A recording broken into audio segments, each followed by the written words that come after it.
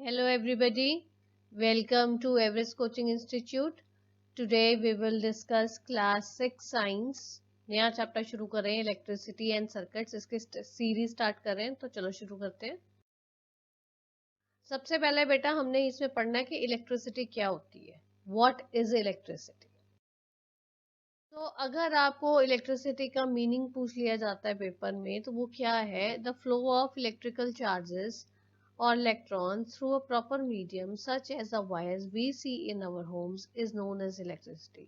वो क्या कहता है कि जो इलेक्ट्रिकल चार्जेस हैं, इलेक्ट्रिकल चार्जेस का एक और नाम भी है जिसको हम इलेक्ट्रॉन्स कहते हैं. जो हमारे ये इलेक्ट्रॉन्स होते हैं ये अगर फ्लो करेंगे प्रॉपर मीडियम के थ्रू. अब प्रॉपर मीडियम क्या है, जैसे हम घरों में नॉर्मली देखते हैं हमारी जो इलेक्ट्रिसिटी वायर्स के साथ कनेक्ट होती है, वायर्स के थ्रू आती है. तो प्रॉपर मीडियम कौन सा होगा, वायर्स. तो जो हमारे इलेक्ट्रॉन्स या इलेक्ट्रिकल चार्जेस जो हमारे एक प्रॉपर मीडियम या वायर्स के थ्रू जो हमारे घरों में आ रहा है उसको हम बोलते हैं इलेक्ट्रिसिटी. ठीक है. Power station provides the electricity that we use in our homes and factories. अगर आपको एमसीक्यू क्वेश्चन आ जाता है, 1 मार्क क्वेश्चन आ जाता है, या अगर कोई आपसे वैसे पूछ सकता है जो हमारे घरों में, फैक्ट्रीज में, शॉप्स में, कॉम्प्लेक्स में, वहां पे जो इलेक्ट्रिसिटी आती है वो कहाँ से आती है, वो कहाँ से आती है, वो पावर स्टेशन से आती है. ठीक है.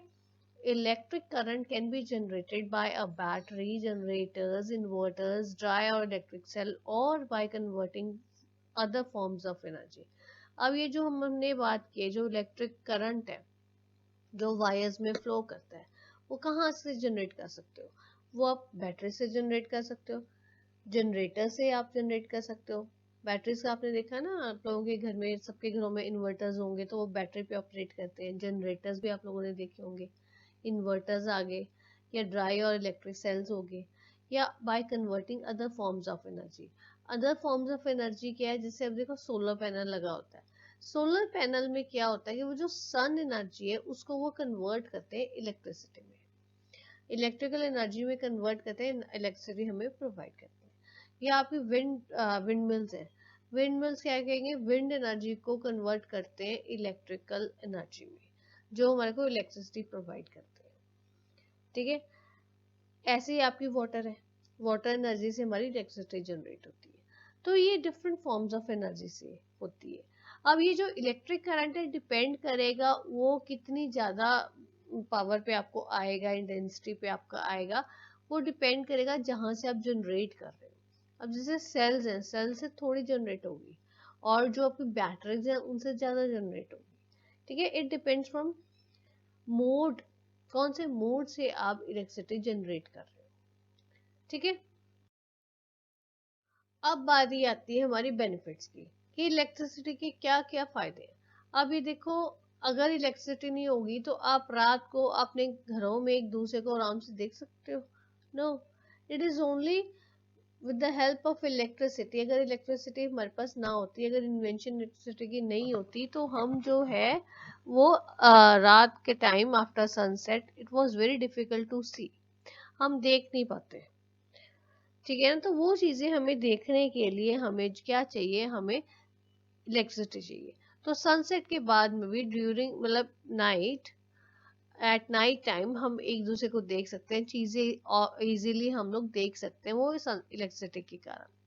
नेक्स्ट है जो हमने पंप जनरेट करते हैं, उनके बहुत सारे यूजेस हैं. वो सारे जो पंप्स हैं वो इलेक्ट्रिसिटी के थ्रू ही यूज होते हैं. अब आपके घरों में देखो, आप लोग मोटर चलाते हो पानी भरने के लिए, तो वो जो मोटर चलाते हो वो किससे चलती है, वो आपकी इलेक्ट्रिसिटी से ही चलती है. देन आपके जो रेफ्रिजरेटर है, fan and other electrical appliances consume electricity. आपके घर में देखो, आपके घर में कितनी चीजें हैं, फैन चलाते हो, लाइट चलाते हो, ये आप एसी चलाते हो, कूलर चलाते हो, फैन, वो आप गीजर्स चलाते हो, ये सारी चीजें जो आप चलाते हो, और भी बहुत सारी चीजें चलाते हो, मिक्सर ग्राइंडर चलाते हो. ये जो सारी चीजें चलाते हुए किसकी हेल्प से चलते हैं, ये इलेक्ट्रिसिटी के कारण ही चल रहे हैं. देन कम्स हमने building houses, installing equipments and so on. हमने घर बनाना है, घरों में जब हम घर की कंस्ट्रक्शन करते हैं उसके बीच में सारी इलेक्ट्रिसिटी वायर्स का कनेक्शन होता है, ताकि घर में सारी जगह इलेक्ट्रिसिटी हो, आपकी प्रॉपर सप्लाई हो, और आपकी आप स्विच ऑन करो और आपकी बल्ब ग्लो हो या आपका फैन चले, whatever you want to operate. तो ये जो आपके कोई अपने इंस्टॉल इक्विपमेंट कोई अपने लगाना है, तो वो सब जैसे एसी लगाना है, कुछ लगाना है, उन सारी चीजों के लिए क्या चाहिए आपको? इलेक्ट्रिसिटी। ठीक है, तो ये बात थी हमारी बेनिफिट्स ऑफ इलेक्ट्रिसिटी। अब आगे चलते हैं इलेक्ट्रिक सेल के। इलेक्ट्रिक सेल मैंने आपको बोला था ना, इलेक्ट्रिक सेल से हम इलेक्ट्रिसिटी जनरेट करते हैं, तो वो इलेक्ट्रिक सेल क्या है? Electric cell, it is basically a source of electricity. Electric cell electricity supply करता है ना, हमारे को सोर्स है उसका, वो है कि वो बहुत कम सप्लाई करेगा पर करता है। A cell is an electric power source that generates electricity through internal chemical reactions। अगर कोई आपसे सेल की डेफिनेशन पूछ ले, मीनिंग पूछ ले, तो उसमें आपने ये लिखना है कि एक ऐसा पावर सोर्स है, इलेक्ट्रिक पावर सोर्स है, जो क्या करते हैं, अब उसके अंदर केमिकल रिएक्शंस होते हैं, केमिकल एनर्जी को वो कन्वर्ट करता है इलेक्ट्रिकल एनर्जी में। ठीक है, और हमारे को इलेक्ट्रिसिटी जनरेट करके देता है। Chemical energy is converted into electrical energy inside the cell. Cell के अंदर होता है सारे काम। सेल के अंदर क्या होता है कि हमारी केमिकल एनर्जी इलेक्ट्रिकल एनर्जी में कन्वर्ट होती है। और when the chemicals inside the cells run out, जब आपकी इसकी अंदर की जो केमिकल एनर्जी सारी आपकी एग्जॉस्ट हो जाती है, बर्न आउट हो जाती है, तो आपको सेल चेंज करना पड़ता है। आपने देखा होगा जब आफ्टर कंटिन्यूस यूसेज, काफी ज्यादा यूसेज के बाद में क्या होता है, आपके सेल जो है काम करना बंद कर देते हैं। आपके रिमोट में आपने सेल डाला हुआ है, टीवी रिमोट में आपने सेल डाला है और वो नहीं चल रहा, तो व्हाट यू विल डू, तो आप क्या करोगे? आप उस सेल को रिप्लेस करोगे, नया सेल लगाना पड़ेगा। उसी की जो उसके अंदर इन केमिकल्स जो थे वो सारे बर्न आउट हो चुके हैं, वो सारे एग्जॉस्ट हो चुके हैं। ठीक है, इस अब ये देखो, अब बात आ रही है इलेक्ट्रिकल सेल के दो टर्मिनल्स होते हैं, जैसे आपको ये पिक में नजर आ रहे हैं, एक ये है और एक ये है, positive terminal and negative terminal. Two terminals होते हैं इलेक्ट्रिक सेल के, positive terminal and negative terminal. Positive terminal of one cell must be connected to the negative terminal of the other cell in order for the current to flow, and the direction must be maintained। वो क्या कह रहा है कि एक अगर आपने sales, दो तीन सेल्स लगानी है, एक सेल का पॉजिटिव टर्मिनल जो है वो दूसरे सेल के नेगेटिव टर्मिनल में के साथ कनेक्ट होना चाहिए, ताकि पूरा उसमें फ्लो बनता रहे, और वो आपकी ये डायरेक्शन पूरी मेंटेन करके रखनी है, ताकि उससे आपका क्या होता है, आपके सेल्स में केमिकल एनर्जी को इजीली कन्वर्ट कर देगा इलेक्ट्रिकल एनर्जी में। ये चीजें आपने देखा होगा आपके फोन रिमोट्स वगैरह में, आप जब सेल लगाते हो तो पॉजिटिव और नेगेटिव, आप एक से ज्यादा सेल लगा रहे हो तो पॉजिटिव को नेगेटिव के साथ हम कनेक्ट करते हैं। अगर आपने नहीं ध्यान दिया हुआ होगा तो आज आप अपने रिमोट्स में ऑब्जर्व करना, जहाँ पे आप एक से ज्यादा सेल लगाते हो, कि आपके पेरेंट्स ने उसके बीच में सेल कैसे इंसर्ट किए, पॉजिटिव के साथ वो नेगेटिव को अटैच करते हैं, तभी वो फ्लो पूरा होता है। ठीक है, अब ये बहुत इंपॉर्टेंट चीज है जो मैं अब बताने लगी हूँ, इसको थोड़ा ध्यान से कर लेना। Charges flow from negative terminal to the positive terminal. Negative terminal से जाता है पॉजिटिव टर्मिनल में। ठीक है, एंड सेल के अंदर नेगेटिव से जाता है पॉजिटिव में सेल के अंदर, और जो बाहर है, but the opposite occurs outside the cell. अब आप ये बोलोगे ऐसा क्यों? क्योंकि हमने पहले पढ़ा है बेटा इलेक्ट्रॉन्स के बारे में। जो नेगेटिव टर्मिनल जो होता है, वहां पे आपके नंबर ऑफ इलेक्ट्रॉन्स बहुत ज्यादा होते हैं, तो ऑब्वियसली जब आपने एनर्जी जनरेट करनी है तो ज्यादा से चीज कम में जाएगी, पॉजिटिव में कम होते हैं और नेगेटिव में ज्यादा होते हैं, तो पहले ये ज्यादा वाले जाएंगे, कम में फ्लो करेंगे। ठीक है, तो ये सारी चीजें इनसाइड द सेल होता है, जो हमें नजर नहीं आती, पर ये होती है ऐसे, ये फ्लो ऐसे ही चलता है, नेगेटिव से पॉजिटिव में जाता है, फिर उसके बाद में आता है, ऐसे चलता है। ठीक है, और जो सेल के बाहर जो हम कर देखते हैं वो क्या होता है कि वो ऑपोजिट चलता है। ऑपोजिट मीन्स पॉजिटिव से नेगेटिव में चलता है। ये चीज को ध्यान रखना, इसके ऊपर क्वेश्चन भी आपको कभी आ जाता है। ठीक है, बेटे अब हम डिस्कस करेंगे इलेक्ट्रिक बल्ब के बारे में कि इलेक्ट्रिक बल्ब क्या होता है। आप लोगों ने सबने देखा ही होगा बल्ब।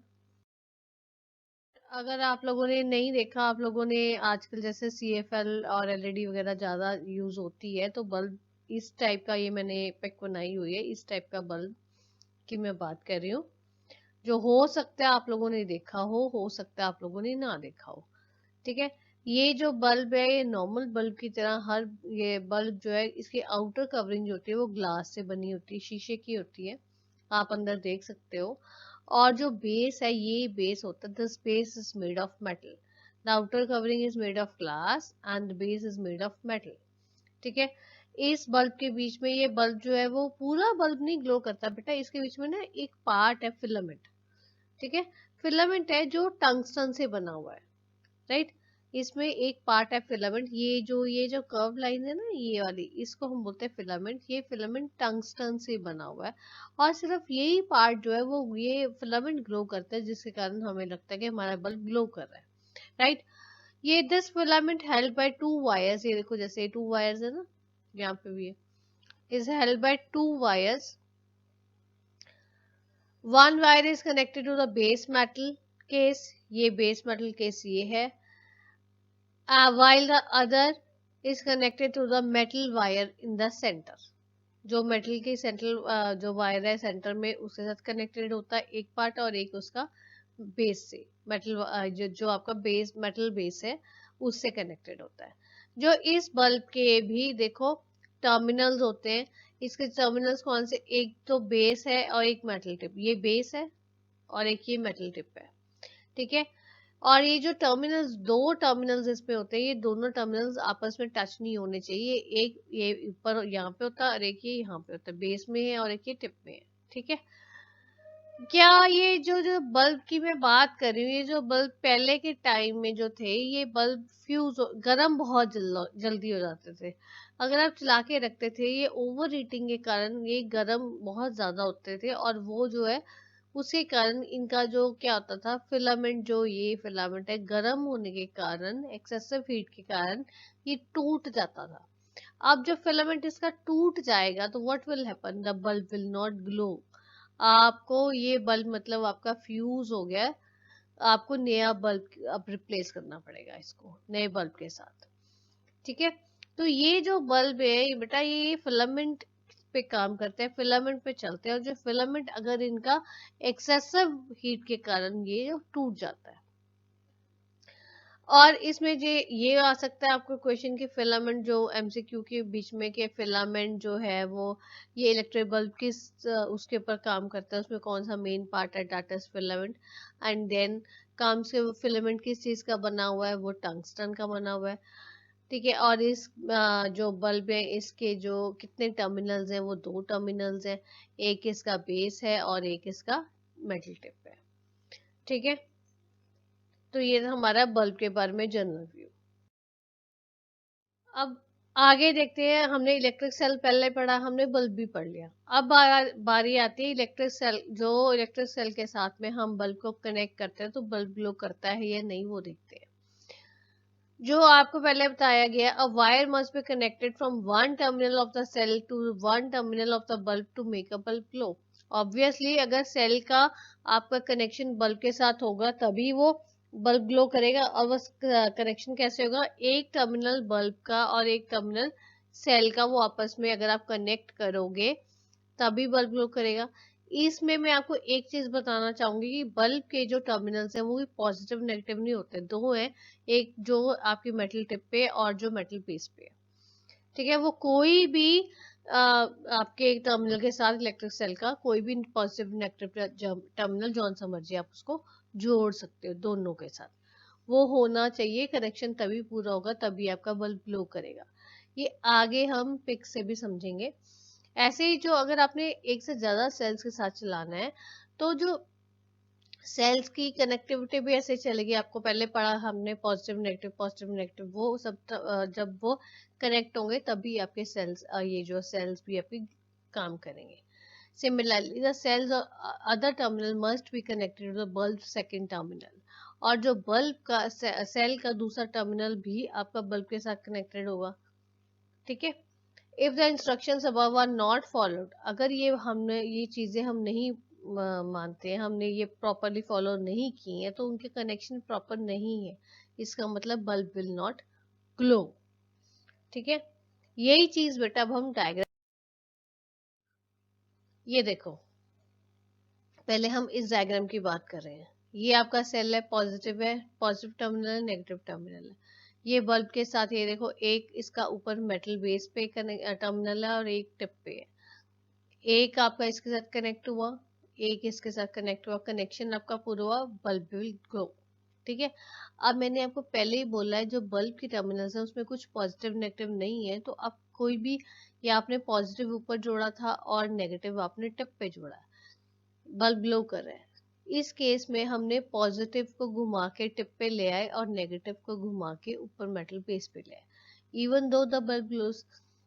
ये बात ही मैंने आपको यही बताना चाहती हूँ इस डायग्राम के थ्रू कि ये देखो बेटा, जॉन बल्ब का कोई टर्मिनल नहीं होता पॉजिटिव नेगेटिव, सेल के होते हैं। आप सेल को एक टर्मिनल, किसी भी एक टर्मिनल बल्ब के साथ कनेक्ट कर दो, दोनों ऐसे कनेक्ट कर दो, then the bulb will glow. अब इसकी दूसरी केस है, अब देख लो अगर बल्ब क्यों नहीं ग्लो करता। पहली पिक में देखो, नेगेटिव टर्मिनल जो है आपका बेस पे आ गया ना, मेटल बेस के साथ कनेक्ट कर दिया, पर ऊपर वाला पॉजिटिव टर्मिनल आपने कनेक्शन नहीं दिया, इसको आपने मेटल बेस पे मेटल पहले टिप पे दिया ना, इसको मेटल बेस पे देना था, वो हमने नहीं दिया, सो कनेक्शन इनकम्प्लीट है, bulb will not glow, right. अब दूसरा देखो, दूसरे केस में क्या है कि ये पॉजिटिव टर्मिनल के साथ दोनों कनेक्शन दे दिए, मेटल बेस को भी और हमने सॉरी मेटल बेस को भी और मेटल टिप को भी, दोनों को कनेक्शन दे दिए, even though the bulb will not glow. Why so? Bulb क्यों नहीं ग्लो करेगा? इसलिए ग्लो नहीं करेगा क्योंकि दोनों पॉजिटिव टर्मिनल के साथ तो आपने दोनों नहीं करने हैं, आपने दोनों अलग अलग करने हैं, पॉजिटिव के साथ भी जोड़ना है और एक नेगेटिव के साथ भी जोड़ना है, इसलिए बल्ब आपका ग्लो नहीं करेगा।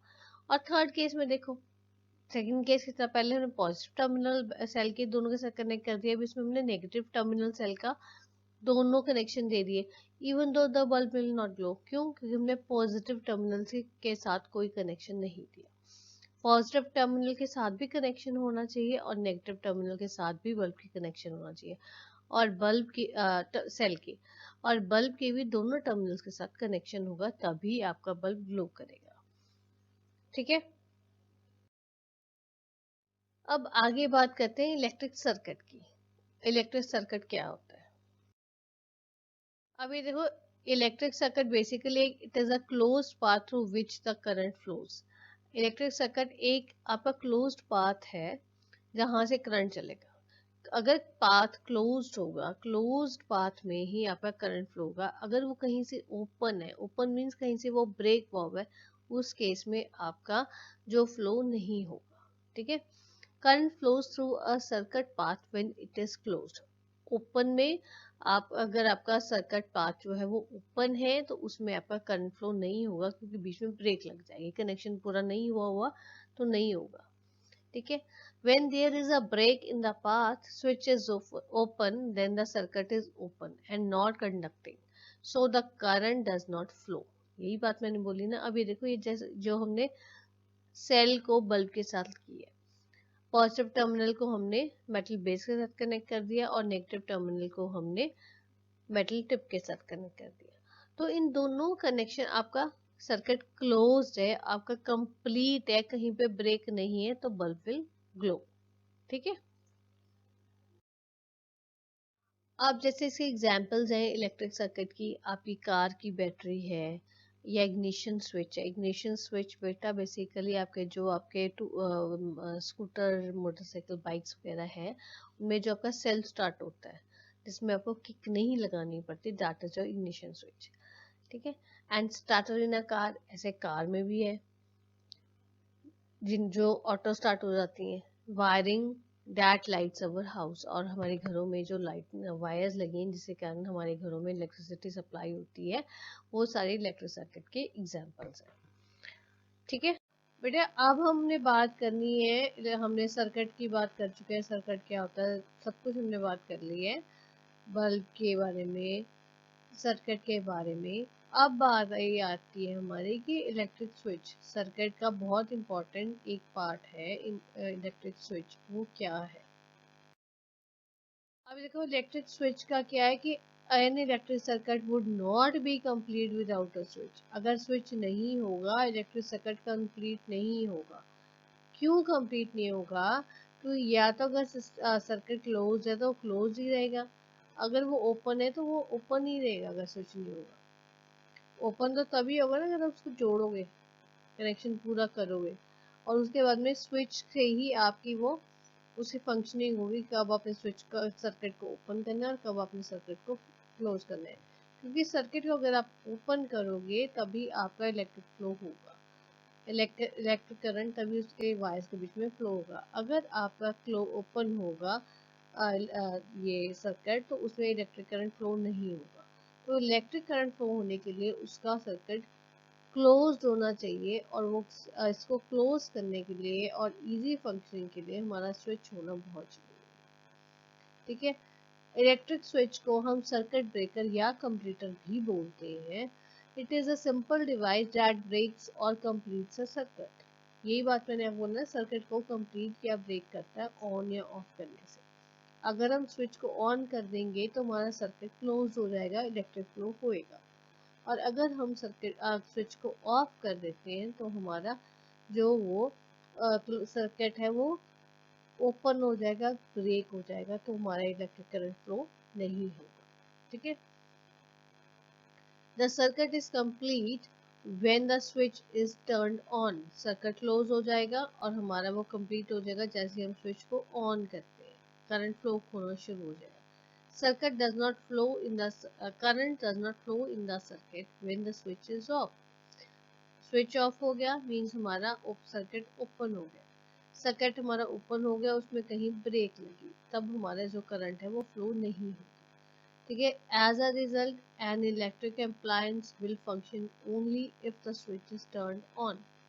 स्विच ऑन होगा तो हमारा करंट फ्लो होगा, हमारी अप्लायंस वर्क करेगी, अदरवाइज नहीं करेगी। इसलिए स्विचेस होने बहुत ज़रूरी हैं आपके इलेक्ट्रिक सर्किट के साथ, ताकि आपका वो कंप्लीट ही, उसके बिना कंप्लीट नहीं होगा, इनकम्प्लीट रहेगा अगर स्विच नहीं होगा। ठीक है, अब बारी आते हैं इलेक्ट्रिक कंडक्टर्स और इंसुलेटर्स की। ये बहुत लास्ट टॉपिक है, ये भी बहुत अच्छा टॉपिक है, आपको पता होना चाहिए इलेक्ट्रिक कंडक्टर्स क्या होता है, इंसुलेटर्स क्या होते हैं। ये आपके रूटीन लाइफ में भी यूज होते हैं और इनको आप ध्यान से करें। देखो पहले हम करते हैं इलेक्ट्रिक कंडक्टर्स। कंडक्टर्स क्या होते हैं? Basically conductors are the materials which allow electric current to pass through them. ठीक है, materials which allow electric current to pass through them are called conductors. जो कुछ मटेरियल हमारे ऐसे अवेलेबल हैं, वो मटेरियल्स कैसे जिनके बीच में से अगर करंट फ्लो होता है तो वो होने देता, पास होने देता है, उनको हम कंडक्टर्स बोलते हैं। ठीक है, these electric conductors do all metals, electricity conducts through all metals। Electricity जो है आपकी मेटल जो है वो सबके साथ ही आपकी फ्लो होती है, करंट पास होती है। पर फिर भी हमारा जो बेस्ट कंडक्टर ऑफ इलेक्ट्रिसिटी वो हम सिल्वर मेटल को मानते हैं। ये देखो मैंने यहाँ पे पिक भी लगाई हुई है सिल्वर मेटल की। सिल्वर सबसे ज़्यादा बेस्ट माना जाता है, पर जो और मेटल्स हैं जैसे हमारा कॉपर हो गया या हमारा एल्युमिनियम हो गया, ये भी हमारे अच्छे कंडक्टर्स हैं। अब देखो जो हमारी वायर्स है वो सारी हमारी कॉपर की बनती है। वो क्यों? जब सिल्वर सबसे अच्छा मेटल माना जाता है, कंडक्टर अच्छा माना जाता है, फिर सिल्वर की क्यों नहीं बनती? रीजन बीइंग सिल्वर हमारा एक्सपेंसिव मेटल है एज कम्पेयर टू कॉपर।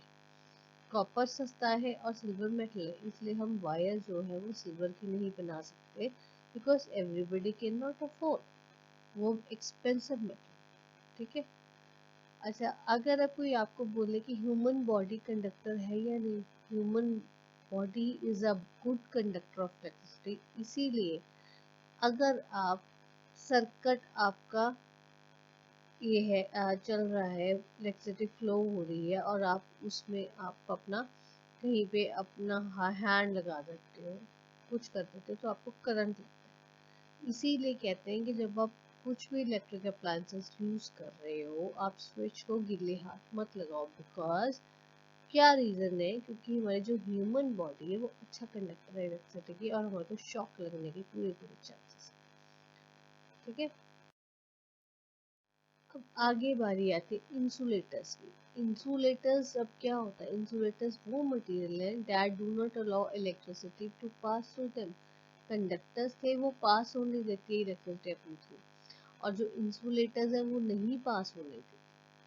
ठीक है, इंसुलेटर्स की एग्जांपल्स कौन से, ग्लास, ये मैंने आपको देखो ये पिक भी बनी हुई है, पिक लगाई हुई है, वैसे मैं बता भी नहीं आपको। Glass, air, plastic, cotton, wood and rubber are common insulators. ये अपने थ्रू इलेक्ट्रिसिटी को पास नहीं होने देते। ठीक है, ये insulators are used to protect us from the harmful effects of electricity because they do not conduct electricity. ये जो इंसुलेटर्स होने बहुत जरूरी है, क्यों होने बहुत जरूरी है, क्योंकि ये हमारे को इलेक्ट्रिसिटी के हार्मफुल इफेक्ट से हमारे को बचाते हैं। क्यों, human body is a good conductor of electricity, इसलिए इंसुलेटर्स ये है जो इनको यूज करते हैं, हमको यूज करना चाहिए भी, ताकि हम उसके जो हमारी इसके हार्मफुल इफेक्ट्स है इलेक्ट्रिसिटी के, हमारी बॉडी को उससे कोई डेंजर ना हो, कोई हार्म ना हो। ठीक है, use of electric appliances is impossible without a use of insulators। अब जो इलेक्ट्रिकल अप्लायंसेस कोई भी है, एनी, आप कोई भी ले लो, जो इलेक्ट्रिकल अप्लायंसेस है वो, ये जो इंसुलेटर्स के बिना उनका यूज पॉसिबल नहीं है। क्यों पॉसिबल नहीं है, क्योंकि ये हमारे को बचाते हैं इलेक्ट्रिसिटी के हार्मफुल इफेक्ट्स। ठीक है, ये आपको क्वेश्चन आ सकता है, तो वो आपने ऐसे उसको फैब्रिकेट करना है, ऐसे उसको राइट डाउन करना है। ठीक है बेटा, so this is all about today's video. If you find any difficulty, you are most welcome to give your feedback in the comment box. Thanks for watching.